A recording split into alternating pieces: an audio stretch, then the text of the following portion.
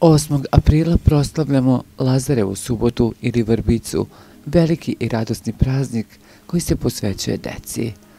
Lazareva subota je praznik koji proslavljamo u slavu Isusa Hrista i momenta kad je vaskrsao Lazara iz groba.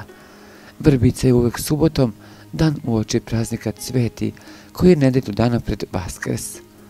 Na Lazarevu subotu običaj je da se nose grančice vrbe i time simbolično predstavlja svečani Isusov ulazak u Jerusalim, kada su ga dočekali poštovaoci i sledbenici.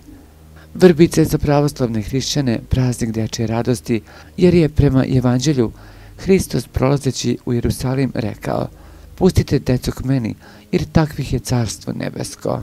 Na taj praznik se u pravoslavne hramove unose vrbove grane, koje tu ostaju do nedeljne liturgije na Cveti, kada se obavlja ritual blagosiljanja vrbe.